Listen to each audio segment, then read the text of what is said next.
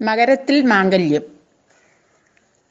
മകര നീലാവത്ത് മഞ്ഞണി ചന്തത്തിൽ നിറകതിരാടും പുലർവേളയിൽ കതിരായ കതിരെല്ലാം പൊന്നായി വിളഞ്ഞത് കൊയ്തു മേദിക്കുവാനുത്സാഹമായി. ആണാളും പെണ്ണാളും ആഘോഷമോടെയാ ആയിരപ്പറ കൊയ്യാനണി നിരന്നു. അകലെ നിന്നതു കണ്ട തത്തമ്മ പെണ്ണപ്പോൾ പുന്നെല്ലു കൊയ്യാൻ പറന്നിറങ്ങി. തെക്കേലെ തങ്കപ്പെണ്ണപ്പോഴരയന്ന നടയുമായി ചിരി തൂകി അരികിലെത്തി. തത്തമ്മേ, നീ എൻ്റെ കല്യാണ നാളൊന്ന് കുറി നോക്കി ചൊല്ലുമോ എന്നു കൊഞ്ചി. കല്യാണ പെണ്ണായൊരുങ്ങി നിന്നിടുവാൻ നാളടുത്തെന്നു തത്തമ്മ ചൊല്ലി.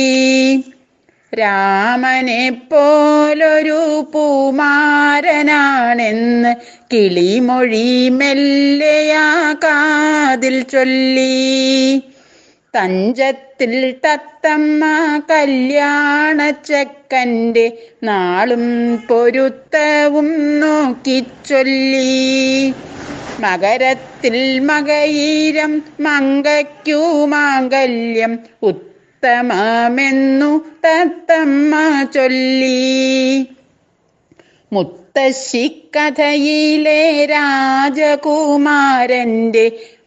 ചേലിലാ സുന്ദരൻ മിന്നുകെട്ടാൻ മിന്നും പൊന്നും പട്ടു ചേലയുമായവൻ വന്നെത്തും നാളുകളെണ്ണി എണ്ണി. എത്തും മുഹൂർത്തത്തിൽ കൂട്ടുകാർ നാട്ടുകാർ കുറ്റം പറയാത്ത സദ്യ വേണം. പുന്നെല്ലു കുത്തിയ പുത്തരി കൊണ്ടൊരു കല്യാണ സദ്യയൊരുക്കിടേണം.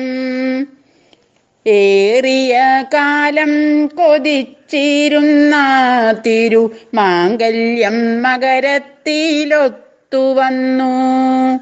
കല്യാണം വന്നെത്തും മുമ്പായിട്ടെമ്പാടും കൊയ്തു മേദിച്ചു നിറച്ചിടേണം. ആയിരപ്പറയവർ കൊയ്തു മേദിച്ചത് പത്തര മാറ്റൊത്ത മുത്തുമായി. കല്യാണമേളമായി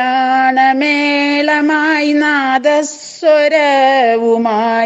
മകരത്തിൽ മങ്കയ്ക്കു മാംഗല്യമായി. കല്യാണമേളമായി